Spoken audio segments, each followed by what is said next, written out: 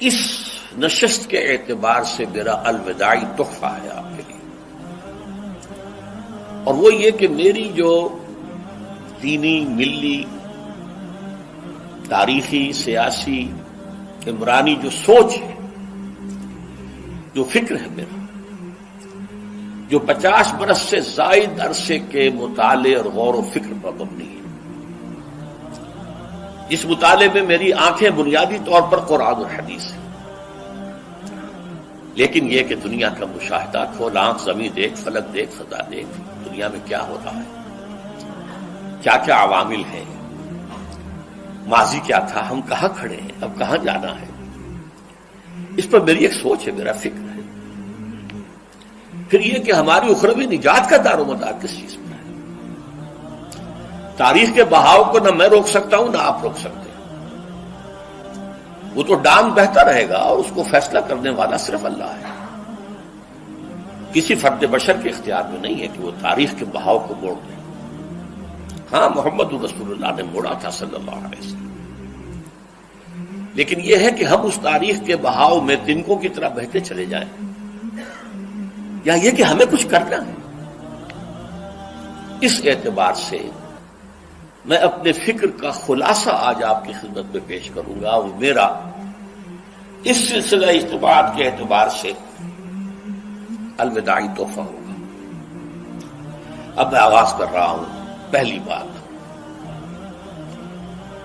اس سبب میں 3 باتیں مجھے کہنی ہیں۔ سب سے پہلی بات یہ کہ زندگی کی سب سے بڑی حقیقت موت ہے۔ ہم بھلائے رکھتے ہیں، اپنے ذہن سے اسے دور رکھتے ہیں، لیکن واقعہ یہ ہے کہ زندگی کی سب سے بڑی حقیقت موت ہے۔ خدا کے منکر پیدا ہوئے ہیں، لیکن موت کا انکار کرنے والا تو کوئی پیدا نہیں ہوا۔ اس لیے میں نے آیت آپ کو سنائی، کل نفس ذائقۃ الموت، ہر سی نفس کو موت کا مزہ چکھنا ہے، ہر جاندار کو موت کا مزہ چکھنا ہے، ثم الینا ترجعون، پھر ہماری طرف لوٹا دیے جاؤ۔ تو زندگی کی سب سے اہم حقیقت موت، اور موت کے بعد رجوع اللہ، آخرت، یہ سب سے بڑی حقیقت ہے۔ ایک حقیقت سب مانتے ہیں، سب جانتے ہیں، دوسری حقیقت کے اوپر پردہ پڑا۔ میں نے اس اعتبار سے نوٹ کیا، یہ الفاظ قرآن میں 3 مرتبہ ہے، کل نفس ذائقۃ الموت، ہر جاندار کو موت کا مزہ چکھنا ہے۔ انبیاء اس سے مستثنا نہیں رہے، رسول اس سے مستثنا نہیں رہے، اولیاء اللہ مستثنا نہیں رہے۔ وقتی طور پر استثناء حضرت عیسیٰ کا ہے کہ ابھی وہ زندہ ہے، لیکن عیسیٰ یاتی علیہ الموت، حضور نے فرمایا عیسیٰ پر بھی موت آئے گی، جب دوبارہ آئیں گے، زمین پر اتریں گے، پھر اس کے بعد ان پر موت وارد ہوگی، ان کی نماز جنازہ پڑھی جائے گی، انہیں دفن کیا جائے گا حضور کے پہلو میں، شادی بھی کریں گے، اولاد بھی ہوگی۔ باقی تو یہ ہے کہ کل نفس ذائقۃ الموت، سب کو موت کا مزہ چکھنا ہے۔ عیسیٰ بھی بالآخر اس سے مستثنا نہیں رہیں گے، بلکہ قرآن میں ایک جگہ کہا گیا ہے افإن مت فهم الخالدون، کیا ہے نبی، اگر آپ کا انتقال ہو گیا تو یہ کیا ہمیشہ رہیں گے؟ کون ہے دنیا میں جو ہمیشہ رہے؟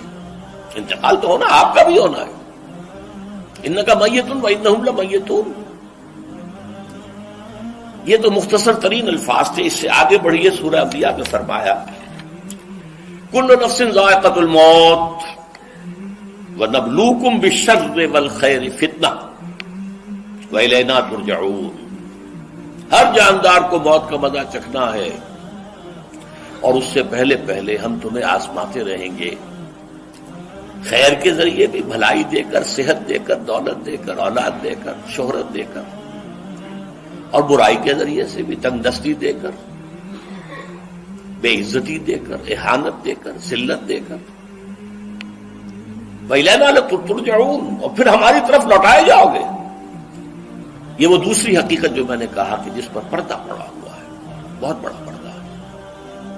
لوگ یہی سمجھتے ہیں کہ یہی دنیا کی زندگی ہے۔ قرآن کہتا ہے إِنَّ الدَّارَ الْآخِرَةَ لَهِيَ الْحَيَوَانُ لَوْ كَانُوا يَعْلَمُونَ، یہ تو آخرت والی زندگی ہے جو اصل زندگی ہے، کاش کہ انہیں معلوم ہوتا۔ اس سے بھی زیادہ تفصیل سے یہ آل عمران میں آئی آیت، کل نفس ذائقۃ الموت وانما توفون اجورکم یوم القیامہ،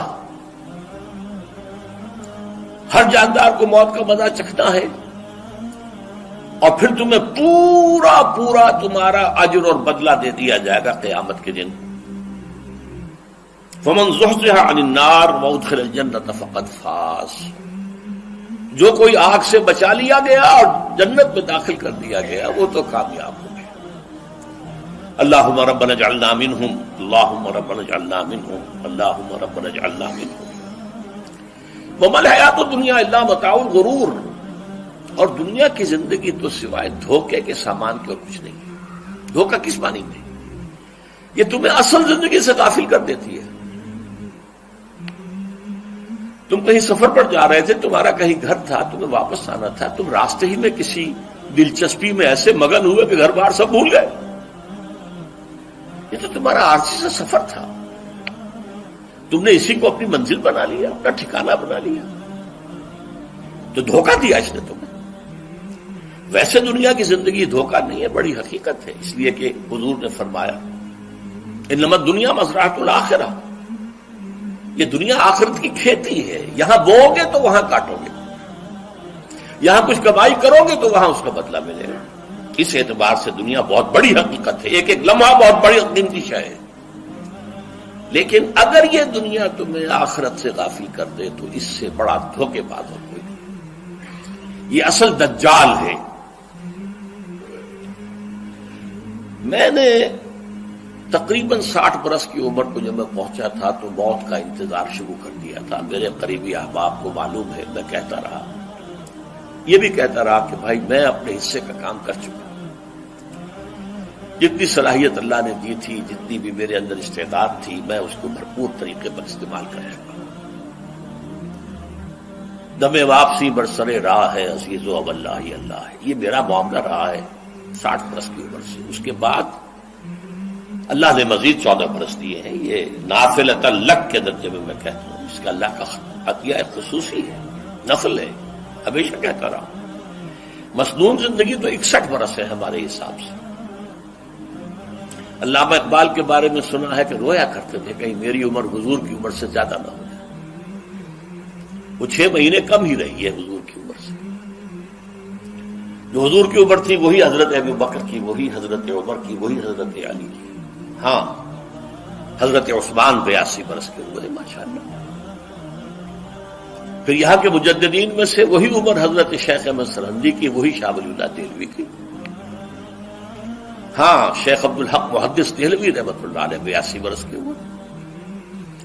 لیکن یہ میں کہا کرتا تھا مسنون عمر تو 61 برس ہے، جسے ہم 63 کہتے ہیں وہ اصل میں ہمارے حساب سے 61 بنتا ہے۔ وہ 63 قمری ہے، جو 9 دن کم ہے، قمری سال جو ہے وہ شمسی سال سے۔ بہرحال میں اس وقت سے منتظر تھا، لیکن جو بھی وقت اللہ نے دیا ہے اللہ کا شکر ہے، وہ مفید کاموں میں لگا ہے۔ ان میں خاص طور پر میں سمجھتا ہوں کہ اللہ کا مجھ پر سب سے بڑا احسان، اور مجھے پر نہیں، بہت بڑے پیمانے پر لوگوں پر جو احسان ہوا ہے، وہ میرا 1998 کا دورہ ترجمہ قرآن جو کراچی میں ہوا تھا۔ 1998 کے مارچ میں میرا بڑا آپریشن ہوا، دونوں گھٹنے تبدیل کیے گئے، لیکن 98 کے آخر میں، حالانکہ میں چل نہیں سکتا تھا، کراچی میں مسجد جو ہے اونچی ہے، دوسری منزل پر ہے، تو خاص ریمپ بنایا گیا جس کے ذریعے میں ویل چیئر پر مجھے لے جایا جاتا تھا۔ میں نے درس دیا۔ اس درس کی گزشتہ چند سالوں سے پوری دنیا میں جو گونج ہوئی ہے اللہ کے فضل و کرم سے، اللہ کوئی حکمت خداوندی اس کے ساتھ وابستہ ہے۔ اس میں میرے کسی کام کو دخل نہیں ہے، میری کسی کوشش کو دخل نہیں ہے۔ میں نے تو جو درس میں دیتا آ رہا تھا سن 85 سے دورہ ترجمہ قرآن، البتہ یہ بات ضرور ہے کہ میں نے محسوس کیا تھا کہ سن 98 کے اس درس میں دورہ ترجمہ قرآن کے مجھے خصوصی انشراح حاصل تھا۔ میری ساری گفتگو کا حاصل کیا ہے؟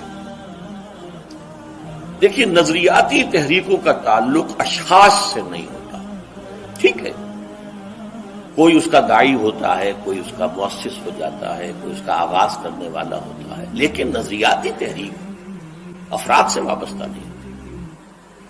افراد آتے چلے جاتے ہیں اپنا اپنا حصے کا کام کر کے، جس کو جتنا مقدر ہے، جس کی جتنی اللہ تعالیٰ کی طرف سے توفیق ہے، وہ اپنا کام کرے گا، چلا جائے گا۔ یہ چمن یوں ہی رہے گا اور ہزاروں جانور اپنی اپنی بولیاں سے بول کر اڑ جائیں گے۔ مبارک ہیں وہ لوگ جنہیں قرآن کی بولی بولنا نصیب ہو جائے۔ وَإِنْ يَحْسَبُوا أَنِّي مِنْهُمْ، مجھے گمان ہے، اللہ کا فضل ہے کہ میں ان میں سے ہوں، میں نے قرآن کی بولی بولی ہے، اور قرآن مجید کو جیسا کہ وہ ہے ایز اٹ از، اپنے کو مذمومہ خیالات، اپنے کوئی ذہن سے زائدہ نظریات کو میں نے اس میں دخل نہیں دیا، جسے انگریزی میں آپ آبجیکٹیولی کہتے ہیں، خالص معروضی طور پر قرآن کو پڑھا، قرآن کو قرآن سے سمجھائے یا پھر سیرت رسول سے سمجھائے۔ میں لفظ سنت کی بجائے سیرت استعمال کر رہا ہوں۔ قرآن مجسم حضور تھے صلی اللہ علیہ وسلم، اور حضور کی سیرت اور حیات جو ہے وہ قرآن مجید کی اصل تفسیر ہے۔ یہ حقیقت بھی بہت کم لوگوں کے علم ہے۔ وہ احادیث کا نام تو لیتے ہیں، احادیث بھی ہے، سیرت بھی تو احادیث ہی سے ہمیں ملتی ہے، لیکن میں خاص طور پر سنت یا حدیث کی بجائے سیرت کا استعمال۔